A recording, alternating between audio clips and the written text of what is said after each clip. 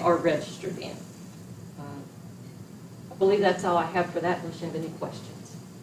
Any questions regarding the election call? Pretty standard. We do this every 2 years. Yeah.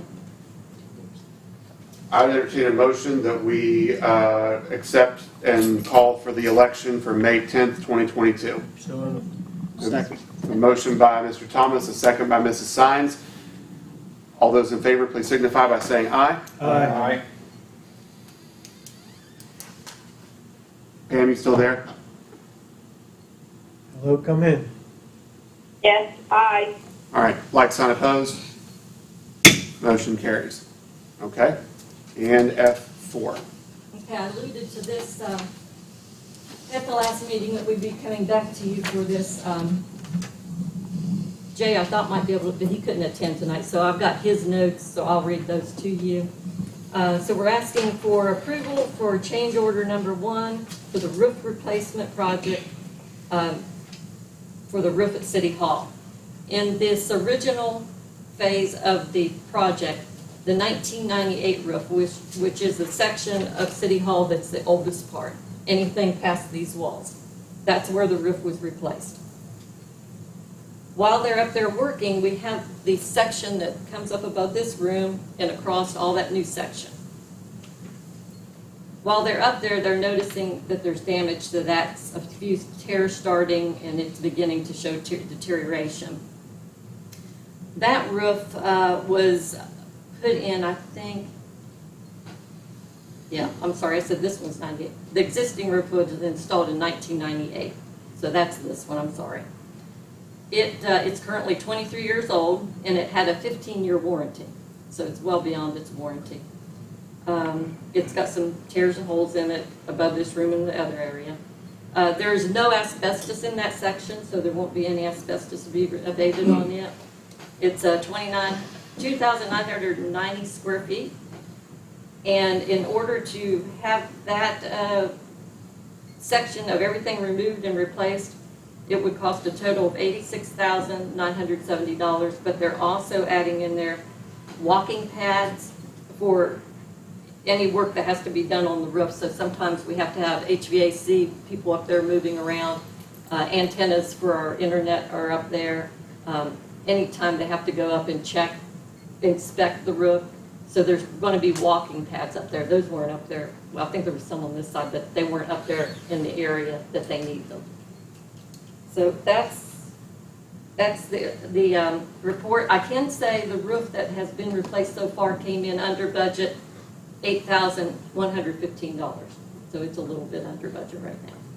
But So that's the estimate for the other one. if we do this other one, then we'd have an entirely new It's an roof. entirely new roof. And what's the warranty for this? It was, I believe it was a 25-year, yeah, So 25-year. That's good for me. I won't be here.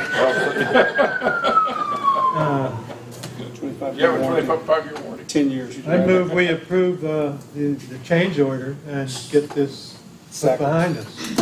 We have a motion by CJ and a second by Jack. I support having a whole new roof done at the exact same time is Yes. always beneficial. Is there any further discussion? Yes. Jack? Well, what I don't understand, when this was brought up initially, and the section that's replaced is damaged, how was this missed? I wasn't up there. Personally, I find that very frustrating. Deferred maintenance is not something we want to experience. And, I'm all for replacing it. But that should have been spotted right off the bat with the other from my perspective. And I just had to get that off my chest because it's festering. I mean, roofs are kind of, they're, as long as they're not leaking, you don't think about them. Yeah. Yeah, I think there had been some patching done on that, but I don't think it was as dire need as the other one where, Well, the pictures I saw of it was apart, so looked like that was addressed. But I agree, $87,000 change order is significant, but since we saved 8 on the first half, it's only 79,000. Yeah. Well, I think they assessed how bad that roof was when they started working on the other part of the roof. Yeah. And, you know, I don't think it was an oversight, Jack. I just think they assessed it, and it's gotten to us now. I mean, you knew about this before this meeting tonight, obviously. That's why I kind of give you a heads up at the last meeting, because they've been on and they were noticing it, and called Jay up there and they said, hey, this isn't going to be much longer and it's going to need to be replaced too. Yeah. Okay. I'm glad they don't have asbestos. Are they gonna be able to work, It certainly served its purpose if it only had. are they gonna be able to move right into that project or No, reschedule? you won't see this. They probably won't be back here till, I would say, spring to do Right, that part. okay. Okay, there is a motion and a second on the table. Is there any further discussion? Hearing none, we'll call for the question. All those in favor of approving the change order for the roof replacement of the 1998 section, please signify by saying aye. Aye. Aye. Like sign opposed. Motion carries. Thank you, Amby. Okay, Police Chief Matt Gregory. Welcome you back to the podium. Hey, Matt, just a few things to update council on tonight. The police department recently completed its recertification on its less lethal applications that the department approves. This will satisfy our time-sensitive standards for the month of December for CALEA. As many of you may know, the city of Charlestown, it has been seeking CALEA accreditation for some time now, and seeks to be the third agency in West Virginia to become accredited.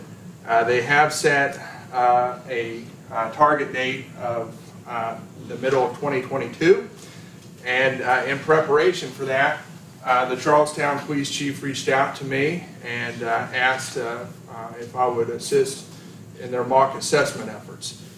So I agreed to do that, and during the week, just last week, I was able to gain access to their assessment on Power DMS and offer my feedback from my own experiences, not just with the assessment itself, but I had a lot of questions concerning the on-site and the web reviews that we just underwent earlier this year. So throughout last week, I compiled a report and met via Zoom with the Charlestown Police Chief, the Charlestown Mayor, a consultant that the City of Charlestown had hired, as well as other police departments who took part in the mock assessment as well. We were the only one from West Virginia. The other departments were from Maryland and North Carolina that were part of the Zoom meeting, and had a very detailed exit conference with the Charlestown Committee, and offered our feedback and our support. I've since been in continued contact with the Charlestown Chief as well as their consultant, just offering up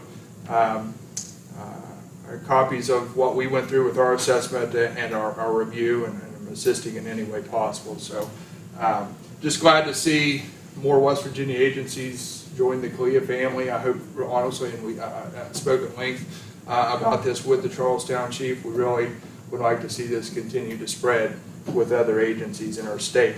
Because if you look beyond West Virginia, as Charlestown comes on board and becomes the third agency, that pales in comparison to a lot of other states.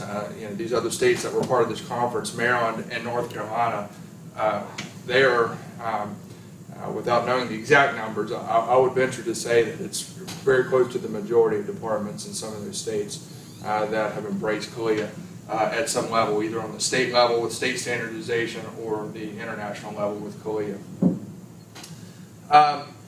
Beyond that, we continue to work with our conditional hires for the police department. They underwent polygraph testing, which was successful, went well on December 3rd. I had hoped to have their psychological evaluations done before the holidays. However, that wasn't able to occur. So the earliest we could get them in is the first week of January. So more on that as it continues. They have been scheduled. We do hope to hear positive feedback. We do utilize the Summit Center in Clarksburg for these evaluations. We've used them for a number of years on many of our new hires over the years, and have had a lot of good success with them. So we hope to continue with that, get good feedback on that, and progress with the hiring, and hopefully I'll have more to report on in January. And then finally, the police department, along with several public safety agencies, began to have our initial meetings concerning the WAMSB event coming up in 2023. Just starting to collectively wrap our minds around everything that is going to be required, and as we start to work on an emergency plan. We have scheduled the next meeting for January, and hopefully these will be regular meetings as we come together and form this into a workable plan moving forward. And Mayor, that's all I have unless there's questions. Any questions for Chief Gregory? It's kind of like Charlestown. We bounced things off of Charlestown because they were further along in the process than we were when we started. Yeah. They hit a lull. Now we've gained accreditation. That might have lit a fire under them to say, hey, we got to get this finished. They started in 2014. Yeah. So. And they hired a consultant to help them in this process? Yes. That ought to make you feel pretty good. As well, yeah. You should have asked, how much did you get paid? We're going to have a little side conference. The attorney didn't hear that. Merry Christmas. Merry Christmas. Merry Christmas, Matt. Thank you very much. Christmas, have a safe New Year. Thank you, you too. Okay. Correspondence and information. Tom O'Neill will speak to us about F3 here in just a moment. You've got the report of the cat and dog activity from the Upshur County Commission for October 2021, and then a notice of revised schedule for environmental review of the Atlantic Coast Pipeline Restoration Project. Under the consent agenda, we've got the approval of the minutes from the regular meetings of 11/18/21 and 12/2/21. Mr. Sanders has got us caught up, so we're in good shape. And we've got the approval of the building and wiring permits and the approval of the payment of bills. If there are no additions or corrections, I would entertain a motion that we accept the consent agenda as presented. So moved. A motion by Mr. Rigger, a second by Mrs. Sines.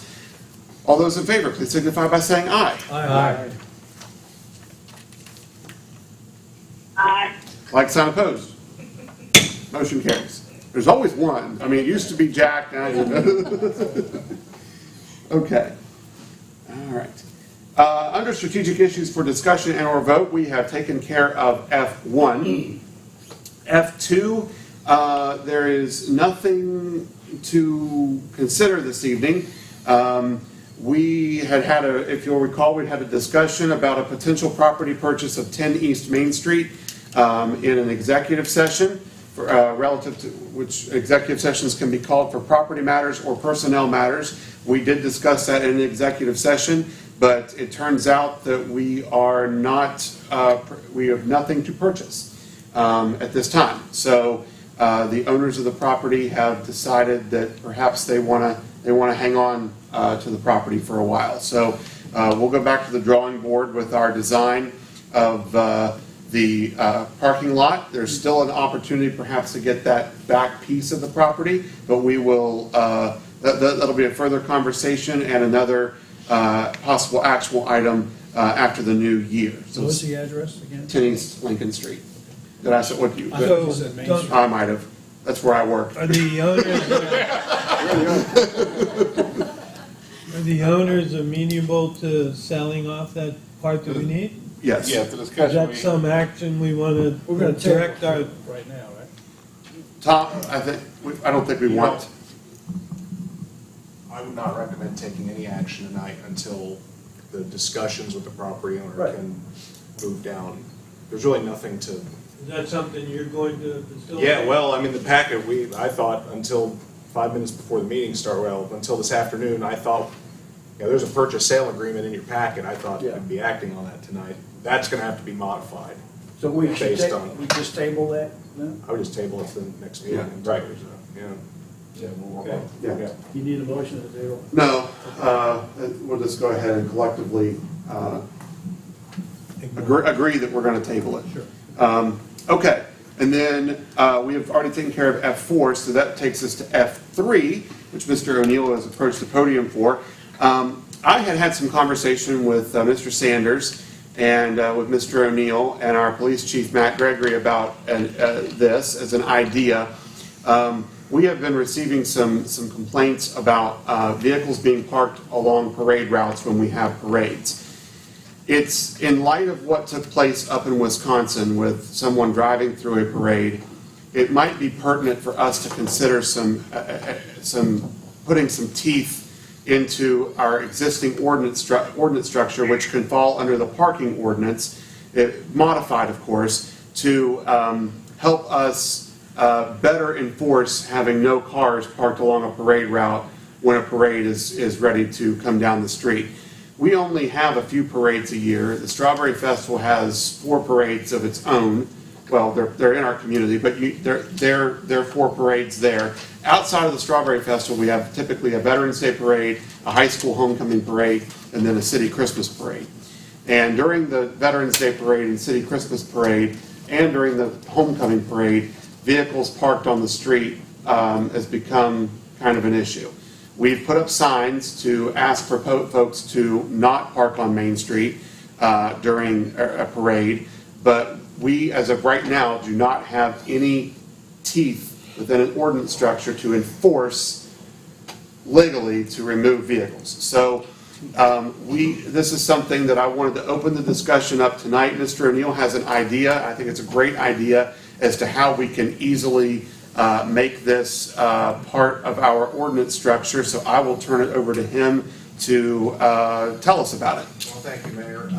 So my recommendation or my suggestion to the council is that the parking ordinance be amended to provide for no parking on any street in city limits that is along a designated parade route. Those parade routes have to be filed and permitted here at City Hall, so we know what the parade routes are for each parade.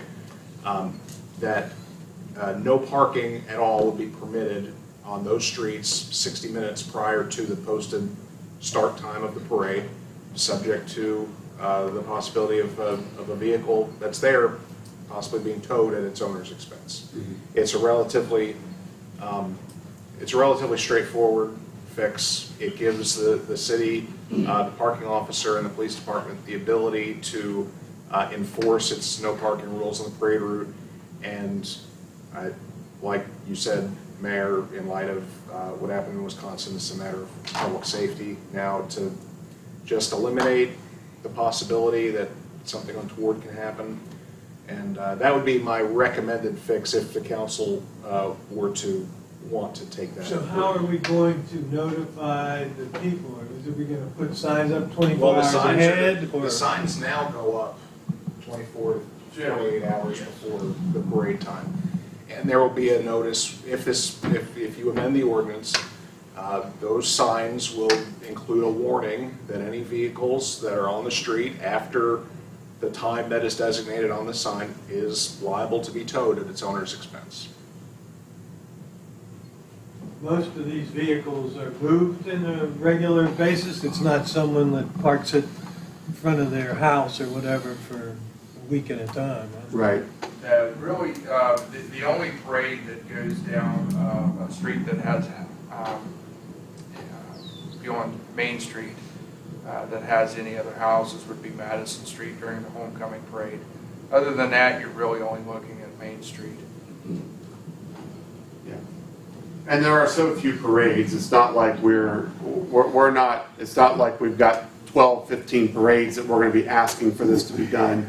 So I do believe it's a matter of public safety, and I think Mr. O'Neill's suggestion is the best way to move forward with this. I think that makes sense. Yeah. One observation I had prior to the Christmas parade was the parade had started. I was on Main Street at the corner of Spring and Main, and the parade had started, and there was half a dozen vehicles still parked on Main Street. And now prior to the parade coming on Main Street, a vehicle just started up and took off and very quickly left, Main Street. But it just mortified me when I realized, wow, the car's sitting there, so at any time a driver can just come and hop in a car and start moving it. And, And nobody, I don't think any of these streets you can park for 24. I mean, you can't park for extended periods of time. So we could not have a situation along any parade route in the city where somebody parks there for residential purposes and then leaves for a week or Right. whatever. Yeah, that can't happen on Main Street. That can't happen, I don't think that can happen on Madison Street either. It certainly can't happen on Locust or South Canal.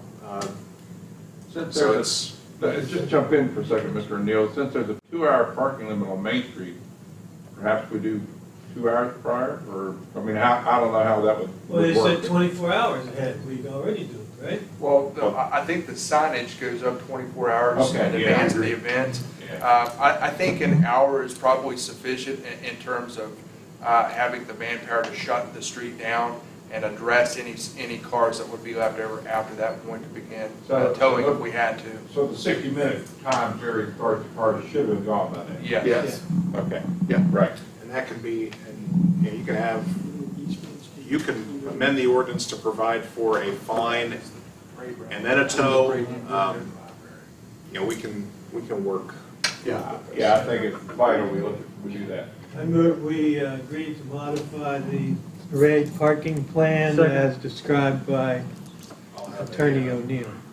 So we have a motion and a second. What we're motioning and seconding is, so the discussion has begun. We are giving the city attorney the go-ahead to draft, or to draft the modified, or the modification to the ordinance that we currently have in place. Okay, so we have a motion by CJ with a second by Dave Thomas. Any further discussion? Hearing none, we'll call for the question. All those in favor signify by saying aye. Aye. Aye. Like sign opposed? Motion carries. Thank you all very much. Okay, we are down to comments and announcements. So we'll start on the telephone with Mrs. Bucklew. I just want to wish everybody a Merry Christmas, have a safe holiday, and for us all to remember what the reason for the season is. Thanks, Pam. CJ? So on today's community conversation, discussion went around availability of apartments and how they're marketed and how someone coming into our town would find what's available in housing. And there's no real clearinghouse for that. But outside of that, we also have an issue with distressed properties that are either in an estate, abandoned, or in disrepair, or just, not being held to standards. And Mr. Clemens was on the call, and he expressed that there are codes or things within the city laws that could be enforced to address that. And the conversation in the past has always been rather volatile, but I think we need to revisit that at some point. And maybe there's room for a new entity that would have its intention as acquiring these distressed properties, fixing them back up or tearing them down and marketing them in some. And I think the city has purchased some at estates or tax sales, but there's a need for housing, there's distressed properties. It seems like we could take that negative and turn it into a positive. So other than that, Merry Christmas, and wish everyone the best. I agree. Thanks, CJ. Jack? I just want to commend the VIPs and thank you for your volunteer service. You're a tremendous asset to the community. And Chief, are you going to be hanging out a shingle to start helping all these Kalia people? Yeah, consultant, that's that. Yeah, there you go. And thank you. And Merry Christmas, everyone. Thanks, Jack. Dave Thomas? I want to say that the Christmas parade, I went down there with some of my neighbors, and although I couldn't see it, I just had a really good feeling about all the activity. That I heard a lot of comments. I could hear probably much better than anybody in West Virginia, I think. That can be a real positive sometimes, but also a negative too. But I want to thank the fire department and all those others that helped put that together. At the end of the parade, I said, this is what America's all about, especially small towns, and getting the community to come out and enjoy something like the Christmas parade. So kudos to everybody that attended that, those that put it together. I'm also, I talked about my special little dog a couple weeks ago that I had to put her down. So anybody who knows people that I'm looking for a Shih Tzu, female Shih Tzu that I could save, that's pretty hard to do evidently, but I got feelers out nationally to try to do that at some point in time. And I said a couple, probably 3, maybe 4 months ago that I wasn't going to run for city council again, but after visiting my children down in North Carolina and having a phenomenal time with them, we talked about what my plans were for the future and their plans and so forth. And I've been here since 1984, a long time, and I love this community. And I'm going to reconsider now and probably run for city council. And that could be good or bad, I guess, depending on your feelings about the future. But it's a great organization, the city, and I think our council, we achieve an awful lot of stuff.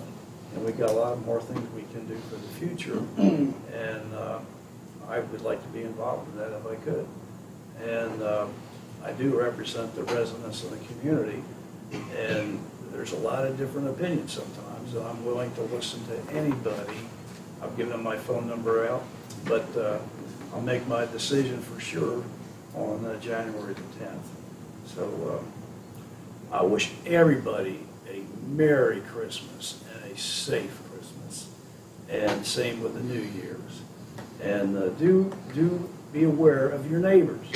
There's a lot of neighbors that are reaching different ages, and I'm sure you all know people that could use some Christmas cookies or a Christmas dinner. They don't go anywhere. They stay by themselves and so forth. And that's one really nice thing about a small town.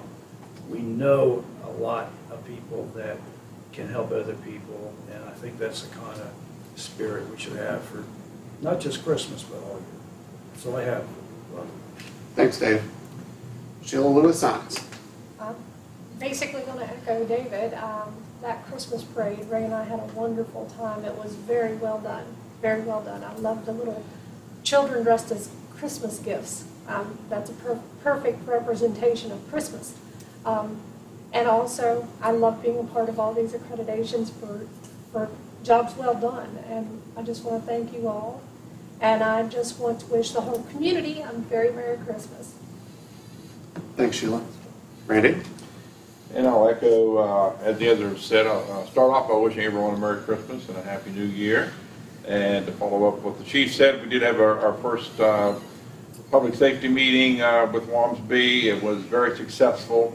So the planning for that event is coming along very, very well. We had a committee meeting this morning, so we'll have a lot to report on in 2022. Congratulations to the chief again on the CLIA accreditation. Thank you to the VIPs again. Thank those folks who produced the Christmas parade. It was outstanding. It really was. It was great. A great event for the city. And with that, Mayor, I'll just hand it back over to you.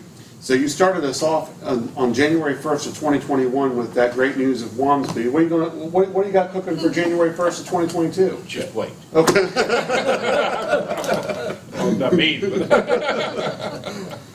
I'll stick close to the phone. that's right. Earlier I mentioned about some donation efforts for the city of Mayfield, Kentucky. David Beckner, who is a member of this community, reached out to me, and he's going to be setting up a trailer in the vacant lot that is across from Floyd Sign Company. That is on North Locust Street. There used to be a car lot there at one point, and I think Clarksburg Mitsubishi still brings some vehicles over here occasionally to sell. So it's going to be in that lot. David is looking for donations from this community that could help the folks in Mayfield who lost everything. His plan is to leave out of here just very shortly before Christmas, either Christmas Eve or the evening, the 23rd evening, or first thing in the morning on Christmas Eve, and take our love, care, and support from this small town to their small town out there for Christmas Day. It's about a 7-hour drive from here to Mayfield, Kentucky, pretty much just west. And so he is going to head this up. And I told him any way we could help, I'd be happy to do that. So I have called the Record Delta, and I left a message for Katie. I'd like to try to get a story out in the paper and in my Buckhannon to help with that effort. This community has always been very good about. Yes. Is he going to put out a list of what's needed? Yeah, I believe yes, and. And that'll be in the papers. He'll give that to the papers. But, in 2016, when the floods took place in the southern part of our state, Buckhannon responded, and we collected a lot of coats and a lot of warm clothes and supplies and took those to Clay County and to Richwood and to Raynell. And folks from here went and helped with the cleanup effort. So Buckhannon is a long standing history and legacy of supporting other communities in need. So I hope that we'll do that again. So we'll be watching in my Buckhannon and the Record Delta and possibly the Intermountain. And if I can get a hold of WBOY and WDTV, watch there too for and we'll post it too to get the word out for what's needed in Kentucky. And David and possibly others are going to drive on their own time, their own nickel, and their own gift of love to Kentucky. So appreciate that, and appreciate everybody in Buckhannon who will give. Robbie, I think Yeah. we also would be appropriate to tell people to be very careful of scams too. Yeah. Every time there's a disaster like this, you'll oftentimes get people calling on the phone, Right. saying they need money and so forth. Usually, the Salvation Army, Red Cross, and other not-for-profits, will accept money and help that specific location. Yeah. Be careful of scams also. That's good advice, David. Okay, ladies and gentlemen, that's all I have. So at 8:13, I would entertain a motion that we adjourn. Merry Christmas and Happy New Year, everybody. Second.